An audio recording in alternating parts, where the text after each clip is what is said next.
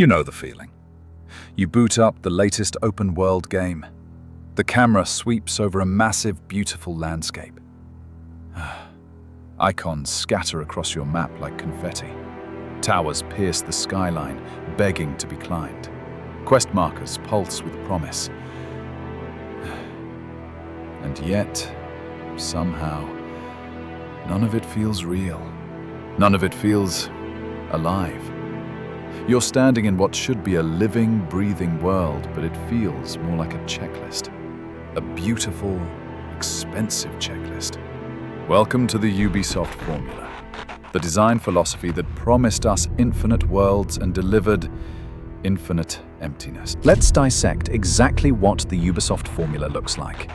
Because once you see it, you can't unsee it. First, the towers. Climb high, reveal map.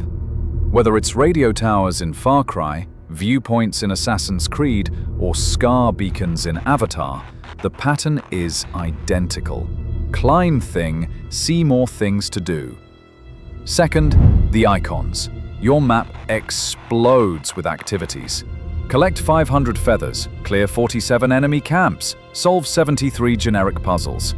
Each activity takes 2 to 5 minutes and rewards you with experience points or crafting materials. Third, the zones. The world is divided into districts or regions.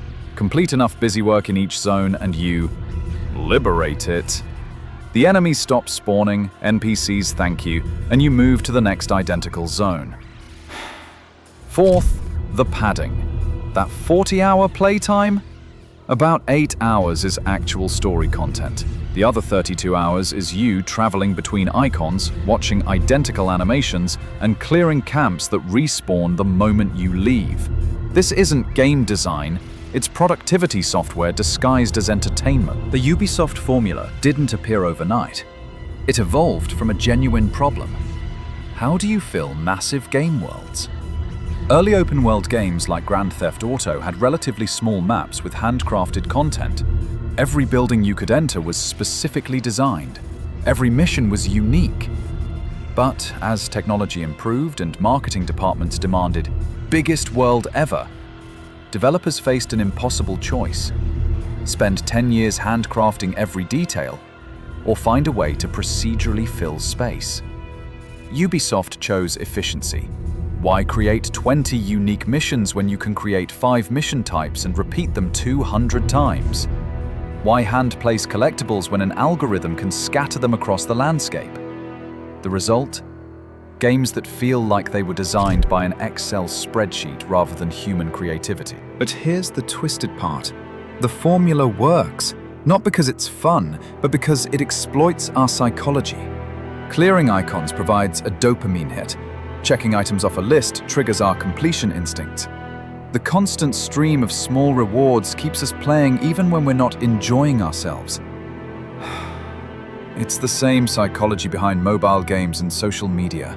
Intermittent reinforcement schedules that keep us engaged without ever truly satisfying us. Players finish these games feeling exhausted rather than fulfilled.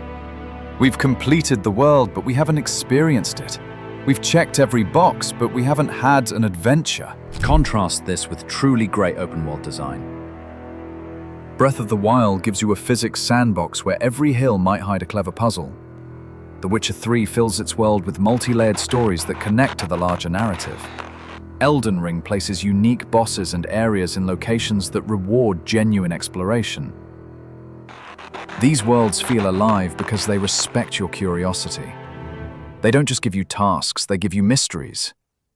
They don't just provide content, they provide discovery. The difference is intentionality.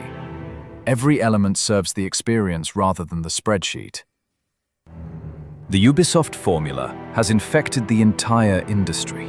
From Spider-Man's backpack collectibles to Horizon's machine sites, even great games have adopted this checkbox mentality. Developers know it's not ideal, but it's safe. Publishers can point to 60+ hours of content. Marketing can boast about hundreds of activities. Players can't complain about lack of value. But we're trading memorable experiences for measurable metrics. We're getting more games and enjoying them less. The saddest part about the Ubisoft formula isn't that it exists. It's that it works well enough that publishers don't want to change it. Why take creative risks when you can reliably generate profit through algorithmic content? But as players become more aware of these patterns, maybe we can demand better.